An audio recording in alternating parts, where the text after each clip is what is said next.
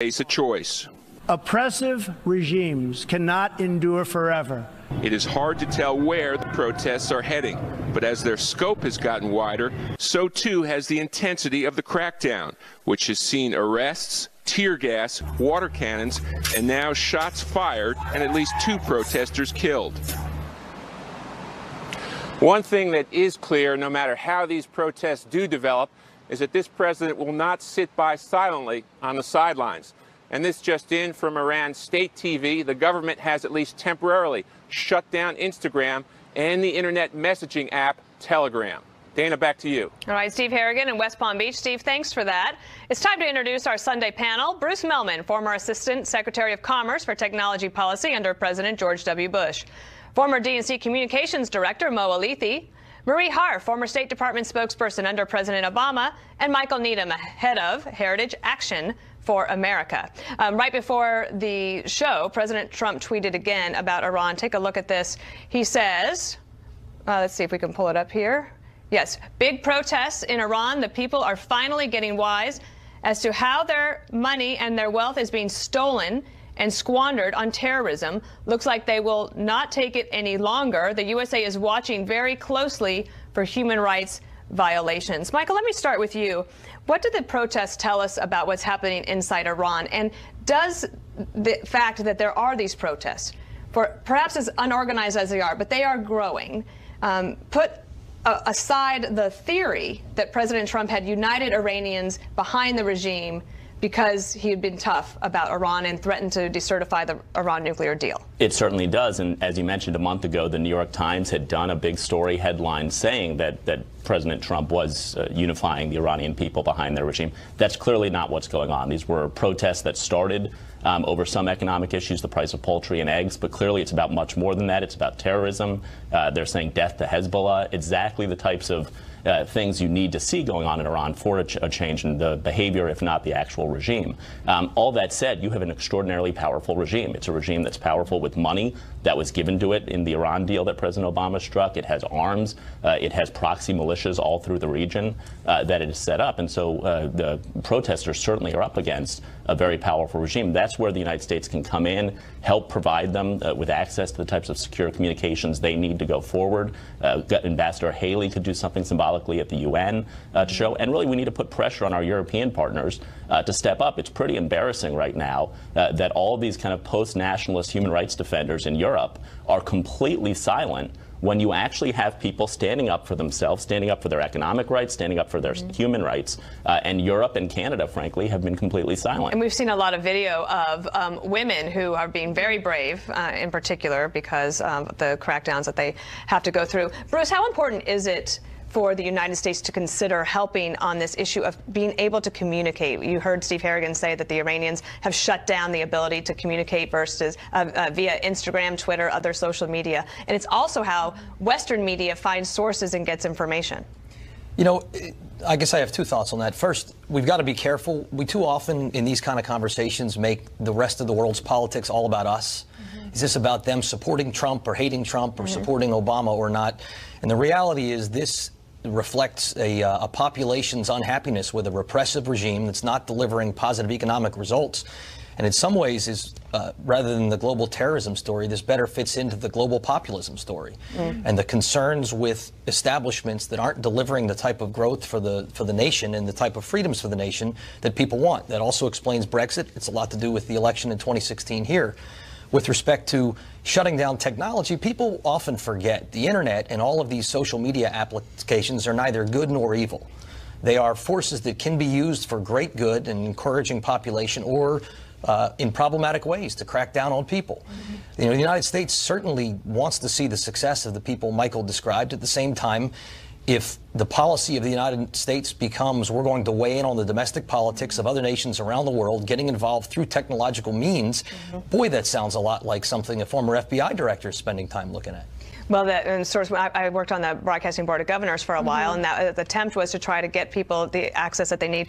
Marie, let's go to your expertise. I mean, there's no secret that part of the storyline here in America, as we of course focus on ourselves, is that there's comparing President Obama's reaction or lack of support for protesters in 2009 to what you see from President Trump and Pence and the rest of the administration today. Is that criticism fair, or do you look at it and think that it was circumstantial and different back then? Well, I think that as we're looking today in 2017, almost 2018, the United States has to walk a very fine line here. It will not help protesters to have overt United States support for them. The Iranian government is already accusing protesters of being Western lackeys, U.S. lackeys. That does not help their cause. So while we should, and the president did say the world is watching, we should stand with people standing up to repressive regimes, there is a fine line here, because if the goal is to make sure these protesters actually have space to express themselves, the United States weighing in on their behalf, stronger than, some people wanted us to do that in 2009. The reason we didn't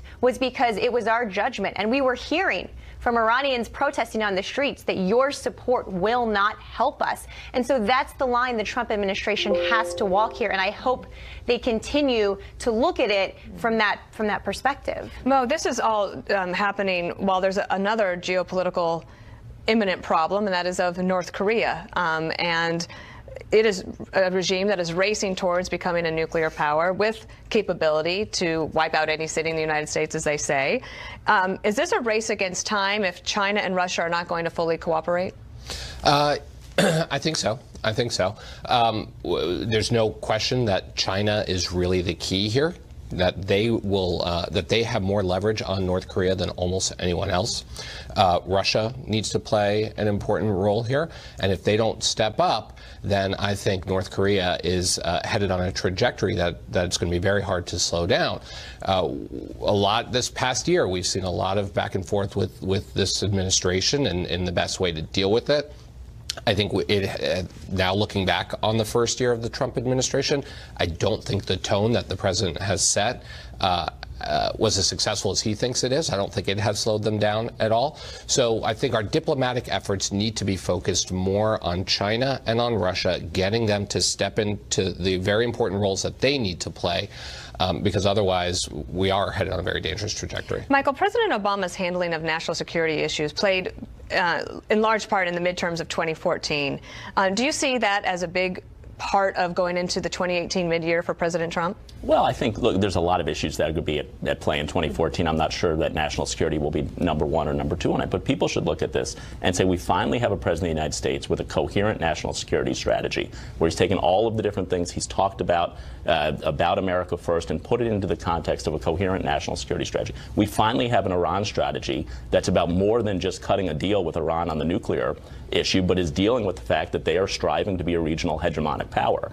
We have a real policy towards North Korea. I think, as Mo says, it needs to be stronger to get the Chinese to engage. I mean, during the first term of the Bush administration, we put secondary sanctions on a bank in Hong Kong, Banco Delta Asia, that really had an impact on the behavior of the North Korean regime. We need to be doing that again. Secondary sanctions on there's 12 Chinese banks that could be targeted. But we finally have a coherent national security strategy, coherent engagement with the rest of the world that is making us safer. And if you look at this, at the end of 8 years of the Bush administration, the world was safer for America. At the end of 8 years of the Obama administration, the world was less safe for our country. And I think we're well on the trajectory right now, and people should keep that in mind in 2018 and beyond, making the world safe again. I should mention, well, we only have about a minute left, but there was the issue of ISIS in 2017, and the administration points to the fact that they're quite diminished, not only just in territory. They say, I think 98% of the territory is diminished, Bruce, and that their fighters are out. But the cybersecurity threat, and also the online recruitment of terrorists by ISIS, is that something you're going to be looking at in 2018? I think everybody has to look at that. There is a threat not only from ISIS, but around the world. The internet has empowered more people, created more economic opportunity, and been better for the world than any prior technology, and it also creates greater vulnerabilities and greater threats than any prior technology. We're brilliant at connecting and creating those opportunities, and pretty inept at defending ourselves and defending our allies around the world. A lot's going to have to change, and hopefully it can change before something really bad happens. Indeed. All right, panel, we have to take a quick break here. When we come back, the effort to avoid a January federal shutdown and what is on the to-do list when Congress returns.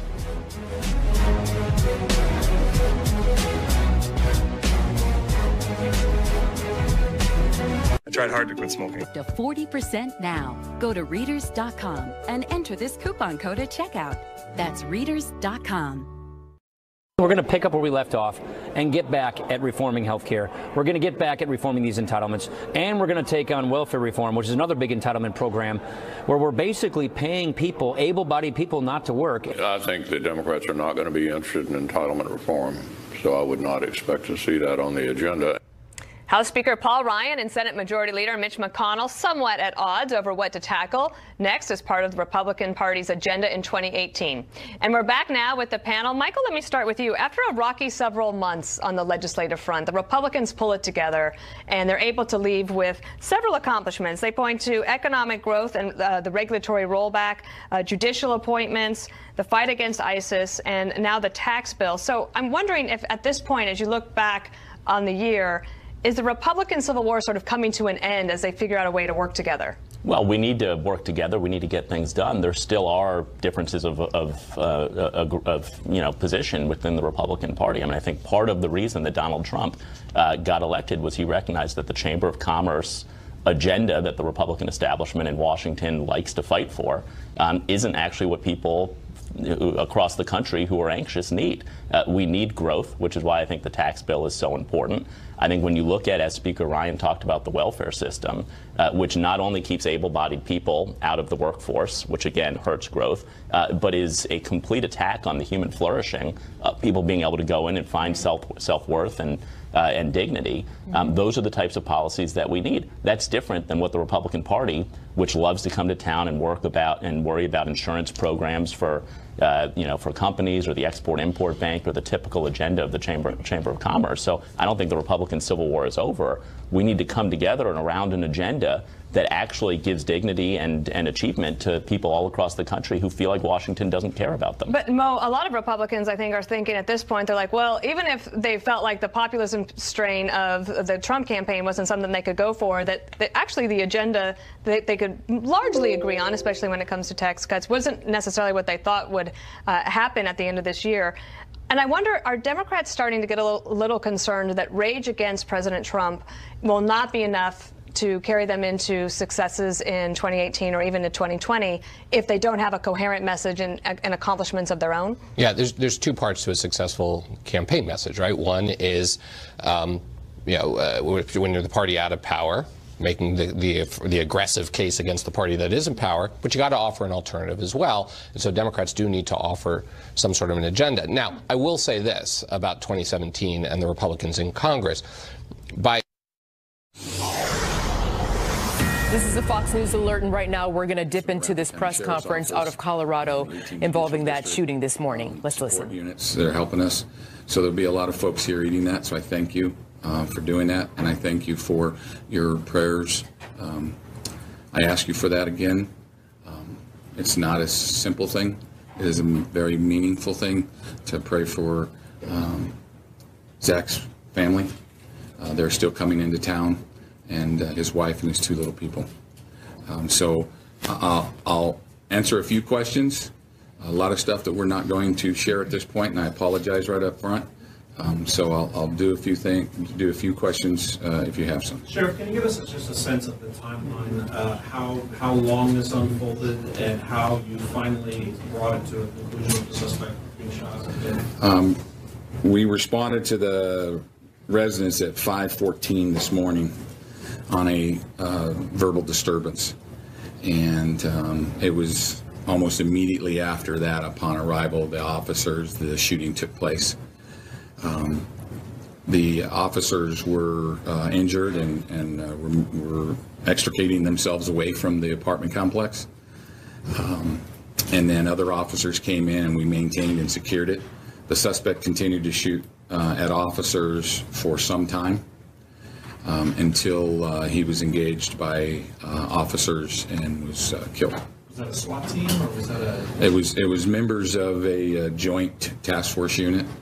We do have a regional SWAT team that all these guys up here are part of, and so The officers that were involved in the actual shooting, their names aren't being released, obviously, at this point, because the investigation is still ongoing. They are part of a regional task force. Can you tell us if Zachary was the first one of the first ones on scene because of, so we can understand why so many people got shot? The 4 officers all arrived at the same time, and they went into the house at the same time and contacted him in a bedroom portion of the apartment complex. And the sequence of the officers who was shot first, I don't have that available. We'll hopefully get some body cam footage that will help me answer some of those questions. Although I do know that all of them were shot very, very quickly, and they all went down almost within seconds of each other. So it was more of an ambush type of attack on our officers. He knew we were coming, and we obviously let him know that we were there to investigate the disturbance. And so I don't have any other particulars on. What kind of weapons, when you said that you guys are familiar with him, and you said you can't say much more, but can you give us an idea of how many calls to that apartment you've had in the past, or how well are you familiarized with this particular suspect? If it's who we believe it is, we know that he has had law enforcement contact on a number of occasions. I was told just a few moments ago that there was no criminal history, so he has had encounters with law enforcement throughout the metro area, and that's about the only thing I can say right now. What kind of weapon, Sheriff? That is still being determined by the investigators. We do know that it was rifle, and other than that, I can't tell you. Can you tell us more about Zachary and his children, please? Yeah, I will. I'll come right back to you, Anastasia. What was that? Was this a domestic violence incident? In general speaking, are those the most violent type of incidents that your deputies encountered? Well, yes, they are. Domestic violence investigations are very, very dangerous. When the officers arrived at the apartment, they quickly figured out that there was some kind of unfortunate circumstance that was taking place in that apartment, and immediately started to investigate it, and that's when they were shot. Can you tell us more about Zachary? I know he worked with you for a short time, but how old are his children, and why did he choose to come work for you? I don't know why he chose to come to work for us. He worked for a great police department. He came from Castle Rock Police Department, and loved it there. And they're a great agency, and so he chose to come over to Douglas County. His children are young. That's all I'm going to say at this point right now, but he has 2 very young children. And his wife, they have a great support system in place. Obviously, with the holidays, there were a lot of people here available to them. And we have resources available to her as well, and the children. Sheriff, you said that the first call you arrived at about 5:15 or 5:13, and then I believe the shooting didn't start till about 5:55, 5:56, somewhere in there. If I'm right on that timeline, correct me if I'm not. But what was going on in that amount of time before the shooting started? What I know about that, I don't have the particulars on the time available to me, but I do know that the officers were engaging him. They were having conversation. They were trying to talk to him. They were talking to other persons or person that was at the apartment complex. And so they were conducting an investigation. And during that time is when he chose to barricade himself into a bedroom. And did they know of the previous call history? Yes. Yes. Why did they choose to go into the house? Were there hostages or something? Why did they choose to go into? There were no hostages. They were let in the house by either the other person that lives there or him. I don't know the particulars on that, but they were let into the house to conduct their investigation. Could you tell us at which point your department sent a reverse 911 call to the area? How long after this happened? And if there was a lag, why was there a lag? Good question. I have no answer. I don't know. If there was a lag in the reverse 911, we'll look into it. I don't know that. I do know that we do send out 911s, and I don't know the particulars on what the message was sent. I do know that officers were working to try to get people that were on either side of the apartment complex evacuated. But the time frame on the reverse 911, I can't answer that. I know it's early in the investigation, but is there one thing that was said or happened that escalated it to this person shooting at your deputies, or was the shooting immediate upon their arrival? No, and I don't know if there was anything that escalated it, of why he chose to do that. Those officers will be interviewed as soon as they're able to be out of the hospital, and we can get more information on what led to him barricading himself and shooting at the officers. Just two clarifications. You said one, that the officers were wearing body cams? Yes, ma'am. Number two, did you say how many people were in the apartment at the time of the response? I believe just two. Two people. No Two. children? No children. Okay. And so who called you guys? A neighbor called, noise disturbance. So it was not a domestic, or because that's what you guys have been saying? Well, it's not a male-female domestic. It was a disturbance at the house. We originally got it as a domestic, but when the officers got there, they quickly learned that it wasn't a husband-wife or partner type of thing, and that was part of their investigation. But it was originally called in as a domestic, and then quickly learned that it was a disturbance. When what sort of disturbance is just so generic? Was there a fight? Was there what was going on in the apartment? The suspect was just making a ton of noise and annoying everyone around him.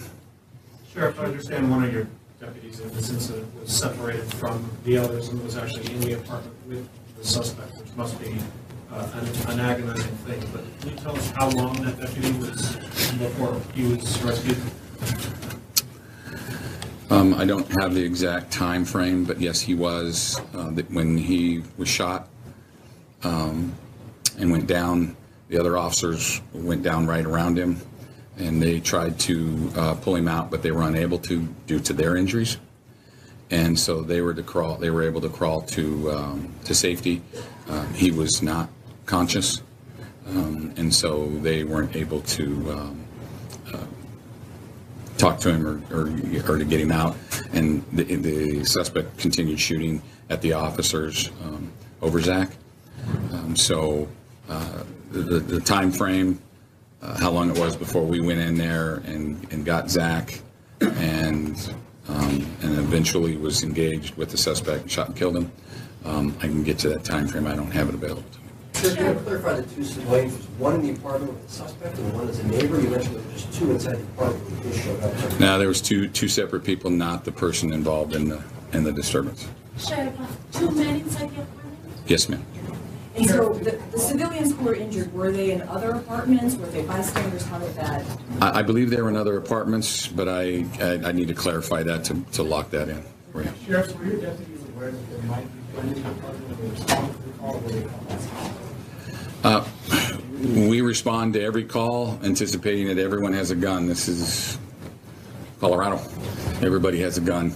And so we anticipate that when we respond to them that people have guns, and we address that in that fashion. I don't know if there was any lead-in information that there were guns until they encountered it. And at that point, it was too late for them to, make any further assessments. Sheriff, we know that 4 people were taken to Littleton Venice, but one of the 3 people taken to Skyridge, I was told, was a law enforcement officer. Who was taken to it? That was the Castle Rock police officer that was taken to Skyridge. You had a question? So the 2 men inside the apartment, when you responded, one of them being the suspect, the other one, what was his relationship to the suspect? Were these roommates, family members? They both lived there, presumably? They were just roommates. He's cooperating in the investigation fully. And he has not been injured? He was not injured. How long, since the first shot started until that joint team was able to go in there to take out the suspect? 7:30, so 5:45 to 7:30. Was Zach, were you able to take out Zach at 7:30? A little before that, yes. Was he already deceased at the point? Yes, he was. Do you know if he died? I know the coroner, but I talked to, I don't want to speak on behalf of the coroner, but I did talk to the emergency room physician that attended him at the hospital, and I did that so I could go meet with his wife to tell her, how long he was there. And really, I got to worry about my officers who backed out and they think they're partners inside. The physician said that he had no ability to survive the injuries that he was hit. He was hit multiple times, and the locations he was hit would not have been able to save his life. And Sheriff, you guys, yes, people say you signed up for this job. However, it feels like Detective Bright was yesterday, but a year ago. He survived. How does the department deal with such difficult events and such loss in such a short time? Well, I have good friends standing behind me who have been through this before, and I have good support mechanism through the county, and that's where it's very, very important. Commissioner Dave Weaver, who used to be my boss, came and was there, support. So it's great to have a support mechanism to help us, because this is not something that you can go to school to learn how to do. So I've been asking them all questions about, am I doing the right thing? The key here is taking care of Zach's family, and taking care of the family of the officers and the officers who survived this, and make sure that we can get through it on the other side, and continue to do what we do best, and that is provide a public service to the people of Douglas County, to try to keep them safe, try to eradicate this type of behavior. And that's what these officers do in the middle of the night. They go to these calls hundreds of times, and they all turn out okay. It was unfortunately tonight did not. It didn't turn out okay for Zach and for the other officers. So I have a lot of support mechanism, a lot of folks here. My command staff are at my side all the time, and really what we're trying to do right now is to figure out how we can put together a farewell service to Deputy Zachary Parrish and the service that he did for the citizens of Douglas County. Some of your deputies wearing vests. Yes, ma'am. And where was the fifth deputy when he was shot? We're assuming also that all of them are men, so forgive me, is there a woman in this? There is a female, and that's Taylor Davis, female officer. They were all wearing vests, and the rounds all struck them outside the area where the vest was at, or in areas where the vest doesn't cover. And the fifth deputy, didn't you say that four originally responded? Yeah, the Castle Rock police officer, I'm not sure where he was injured. I don't know exactly where he was injured. He was shot in the leg. And did that happen after the fact, responding? I was told that he's a SWAT officer, right? Yeah, that was, I believe that was when they were engaging him to go rescue Zach. Sheriff, could you just give us a sense of just the speed and the level of violence that occurred here? It's obviously hard for those of us who are not to fathom what happens when you have 5 officers standing there and one person gets the drug home. There's a lot that's going to come out of this investigation, and we will look into that on what was going on in that room. Like I said, we'll examine body cam, but initial interviews with the officers, they were doing exactly what we do in every other disturbance call. And people have guns in their homes, and once they barricade themselves, you can almost always assume that there's a gun there. And so the situation, went very quickly once the officers could no longer negotiate with him, could no longer talk to him. And this happens a lot in these types of calls. Now it's the worst on your watch. Is this the worst day in the department's history? Well, losing an officer is you can't put one above the other. And I've been here 37 years and have lost friends in the line of duty. You mentioned a detective that was shot just a little bit more than a year and a half ago. That's difficult. It's never easy to lose one of your deputy sheriffs. It is the first for me as a sheriff to have an officer that was killed in the line of duty, and that is why I lean on my partners that are here to help guide me through this, and my friends in the community. This is a tragic day, and this is a tragic day that we'll be feeling for a long time. Zach was a good kid, smiley kid. Go up and down the halls, you could see his face. And he was eager to work and eager to serve. His wife told me today that he loved this job more than he had loved any job he'd ever had. So you get a kid like that, that's, you know, just loving to serve. And unfortunately, he was called today. Sheriff, you said that the roommate let you into the apartment, or let your officers into the apartment, is that correct? I don't have that information. I can get that for you. I don't know who let who in. So just to clarify, he lived in the apartment? Yeah, two males lived in the apartment complex. And I can tell you this, we didn't kick any door down or anything like that. Somebody let us in, and then we were engaged in a situation. Can you share any details of that final half hour before the gunman was shot? Anything you know at this point, realizing it's preliminary? I know that we were doing what we could to secure the neighborhood and putting officers in place, snipers and other tactical officers in place to secure that area in the event that it went mobile or he got out. And so there was a lot of work happening. We had a lot of resources. Officers from a lot of law enforcement agencies responded to assist us in this. And they were making plans to go in and extract Zach and try to do it in the most safest possible way while the suspect was continuing to shoot at officers. So there was a plan to deal with someone who was shooting at him and to do a officer rescue. They put that plan together very quickly and I think very efficiently. And at some point, the suspect engaged officers and was shot and killed. So Zach was the first one in? I don't know who was the first one in. I can't tell you that. You said that the roommate was cooperating with the investigation. Can you talk a little bit about how he's helping you and what he's told you? All I can say is he met with detectives just a few moments ago and is cooperating with all their questions. You said the suspect engaged with officers at some point. Was he inside the apartment? Did he come outside the apartment? He engaged him inside the apartment. Will there be charges filed against the roommate? That's too early for me to tell. Sheriff, now that you've recovered the weapon, do you reasonably believe it was a semi-automatic or automatic? I don't have that information yet. That scene is still locked down. We're waiting for search warrants and other issues that we have to go through. And then once we have that, we'll have that information. I'll share it. I just don't have that right now. Are neighbors allowed back in their homes yet? Yes, neighbors are allowed except for the immediate location. And I think that we're working with folks that live there to try to get them back into their apartments that are adjacent.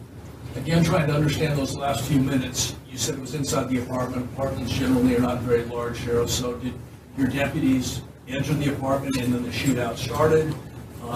What can you tell us about? They had entered the apartment and was having dialogue with him. There was conversation. I don't know what that is until we can look at the I was right out of college. Legal consultation, call 1-800-644-9174. That's 1-800-644-9174. I'm a non-attorney spokesperson. What you can off of our press release. We probably will not be doing another. Okay, we've been listening to a press conference there by Tony Spurlock. He's the Douglas County Sheriff there. The sad news out of this story is that 29-year-old Zachary Parrish, Douglas County Sheriff's deputy, lost his life this morning during gunfire with a suspect who had barricaded himself in an apartment complex there. Let me tell you more what we know about Zachary Parrish. He was 29 years old. He is survived by 2 young children and a wife. He had just joined the agency 7 months ago. The sheriff just said he wasn't sure why such a fine officer left the Castle Rock Police Department, but they were happy to have him. They're saddened by this tragic news, which began actually at 1:30 this morning when a disturbance call for loud noises was placed, and the police responded to this noise complaint. Nothing happened. He says that's not unusual. And then again, they were called again at 5:14 a.m. for a verbal disturbance. And that is when sheriff's deputies from the Douglas County Sheriff's Department responded to the call. They apparently went inside of the suspect, by the way, who was killed in the gunfire by deputies. The deputies entered the suspect's apartment. They began talking to him, calling out, asking questions. He was in an adjacent bedroom, according to the sheriff, and then shots began firing. That is the result. Unfortunately, you have 5 deputies injured, 1 who was killed. That was 29-year-old Zachary Parrish. And one of the deputies injured in this shooting is Jeff Pele, who is the son of the Boulder County Sheriff Joe Pele, who has gone surgery as a result of his injuries. We don't have any update on his condition at this point. 3 other deputies injured in this shooting are in stable condition at nearby hospitals. Again, this started at 5:14 this morning there, just 15 miles south of Denver, Colorado, at the Copper Canyon Apartments. A domestic disturbance call went into the sheriff's department and unfortunately has ended with 1 sheriff deputy, 29 years old, having lost his life and 5 others injured. This is what we have at this point. We will continue to follow the details as they become available to us here in Fox Newsroom, at our Fox Newsroom. In the meanwhile, keep it right here. Eric and I will be back live at 4 p.m. Eastern with an update. And if there are any warranted updates for you in the meantime, we will break into our programming that we will now take you back to, which at the moment is Fox News Sunday. I'm Marthel Neville in New York City. Campaign has always said, the Trump team has always said, they have nothing to hide. They should let this investigation play out, and they should let it come to the end. If they really are innocent, as they say, I think the American people deserve that. Michael, what about the president's point? He says that the collusion was actually between the Russians and the Democrats. Is that going to go anywhere? Well, I mean, the one thing we know is that the DNC hired Fusion GPS, which then hired Christopher Steele to put together this Russian dossier, and it relied on at least 2 high-ranking members of the Kremlin for some of the information in it. And so that is the one thing that's come out this year that we know with a reasonable amount of certainty happened, and it was coordination between the DNC through Fusion GPS with Kremlin officials. And so that's something else. With all of this, we are better off kind of waiting, letting this investigation play out. Kind of every month, new stuff comes out and it trickles out. That's not the context. The American people deserve this investigation. They deserve it to play out fairly. They deserve to know what happened. And we are best served by waiting to get all of the facts before we try to kind of interpret each piece along the way. Yeah, there's an attack on institutions is not new. This is something that we saw certainly during the Lewinsky scandal as well. But take a look at this sound between 2 congressmen, Rooney and Bass, if you could play that. I would like to see the directors of those agencies purge it and say, look, we've got a lot of great agents, a lot of great lawyers here. Those are the people that I want the American people to see and know the good work's being done. The type of purges he's talking about harkens back to the Cold War when there was a purge by McCarthy to find communists that were hidden in the federal government.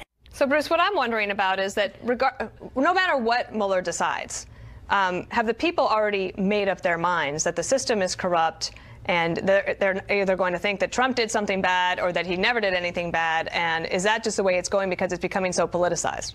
Well, it's definitely way too politicized. And I think you can't say regardless of what is found, because facts still matter a lot. But when you and I were talking about this year and my observation that I think 2018 is going to make 2017 seem tame. One of the reasons is we're going to see a war on a special counsel. We saw it against Cox in the Nixon era. We saw it against Ken Starr. It succeeded against Ken Starr. It failed against Cox. You know, in part, question 1, is the special counsel and the investigation vulnerable? If you hire people who are Democratic donors, which they did, if you have people high up related to people who were in the FBI, there is vulnerability. Starr had some vulnerability. Cox did not. You have the media, and how's the media playing it? The media was entirely against Nixon. The media was entirely for Clinton. The media is going to be mixed here because of Fox and because of the Wall Street Journal and others. You're going to have media on both sides. Allies. You had Republican senators in the case of Nixon willing to go famously to the White House and say, we don't have your back anymore. When Bill Clinton, it was proven, lied under oath and otherwise came out, only Joe Lieberman was willing to stand up and say, hey, this is wrong. We can't stand for this. I think it's going to be potentially mixed in 2018 and a lot more supportive because folks like Flake and God forbid, but likely Senator McCain and others may not be there in 2019 in the Senate, and Corker. You know, and then it comes down to the facts. And at the end of the day, if the facts are merely debate about obstruction, I think you're going to have a fight over whether the special counsel ran a fair investigation, whether what they found is a high crime and misdemeanor, and that's not going to be helpful for a lot of the policy we were talking about we'd like to see, and it will certainly roil the elections. Mo, do the Democrats, have they ceded too much ground on policy and letting those things get done while they focused on Russia? Is there a vulnerability there if they have a litmus test to call for impeachment, such as Tom Steyer has recommended? To the latter question, yes. I don't think Democrats should be pursuing an all-impeachment strategy. And I think that can be incredibly counterproductive at this point, especially at this point. Now, if the investigation plays out and we get a lot more information that starts pointing towards the direction of high crimes and misdemeanors, then let's have that conversation. But at this point, I think putting all your eggs in that basket is incredibly dangerous. I would, I think, challenge the premise of the first part of your question. Now, I don't think they are doing that. I think there are some Democrats out there who are doing that. But I think that, you look at what's going on in the Senate, there are a lot of Democrats in the Senate who are standing firm and trying to challenge this administration on policy issues, whether it was trying to repeal the ACA, whether it was trying, whether this most recent tax fight. So Democrats are having the policy debates while also trying to keep the appropriate focus on the investigation, and people like Mark Warner in the Senate, who's leading that charge over there, in I think, the appropriate manner. Marie, what about looking forward? And Michael, I want you to comment on this too, which is the integrity of elections. Absolutely. And the alleged interference or the attempted interference by foreign powers trying to influence our elections. Is the United States doing enough to try to prevent that from happening in 2018 or 2020?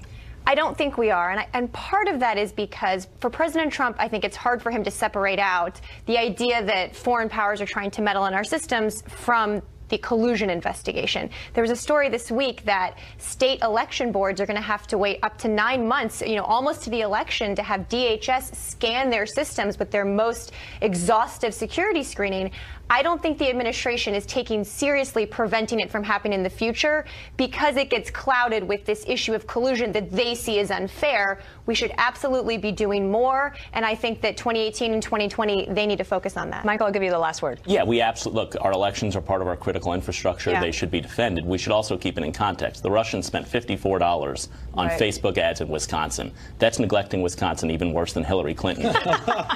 And so Donald Trump won this election because he tapped into what the American people felt. He tapped into real emotions, and that's the lesson that should be learned from this, and we can overblow the Russia angle. All right, I'm going to write that down as best quote of 2017, and it was right here on Fox News Sunday. Panel, it's time for a quick break. When we return, 2017 was a year of natural disasters, from hurricanes in the Atlantic to deadly fires in the West.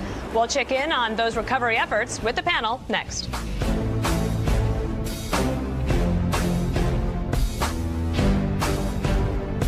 It's here. The Publishers Clearinghouse $5,000 a week forever prize will be awarded in just weeks. Win $5,000 a week for your life. Then after that, someone you choose gets $5,000 a week for their life. Enter at PCH.com, and February 23rd, win forever.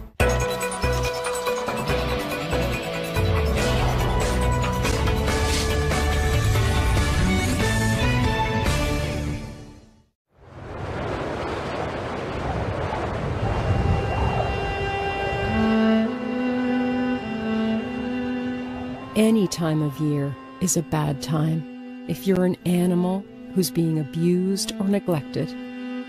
But winter can make the suffering even worse for these animals, many who've been left outside in the cold to die. The endless suffering, endless pain, just lack of hope. There is no shortage of cruelty out there. This winter, please help by visiting our website or calling this number and signing up with your $19 monthly donation. Every new donor we get means we can rescue more animals from harm and give them the warmth of loving arms. With your support, they'll get emergency medical care, food, and shelter. Isn't that good? Get that thing off you? We need 3,000 new donors in the next 30 days so we can rescue the animals who are fighting to stay alive this winter. 63 cents a day is all it takes to save an animal's life. It's really the support that comes in from people that care that really is the engine that keeps us going. Join in the next 10 minutes, and we'll send you this free membership kit, including a magazine subscription, an animal photo, and this Animal Champion t-shirt. This is your last chance to get this limited edition item, so act now. It's a season of great suffering for too many animals, and if there was ever a time to help, this is it. Please go online or call now. Fox News Channel brings you an all-American New Year's. Catch the biggest live performances with Kennedy and Jesse Waters from the heart of Times Square. Coverage begins tonight at 8 p.m. Eastern on Fox News Channel, brought to you by Hillsdale College, pursuing truth and defending liberty since 1844.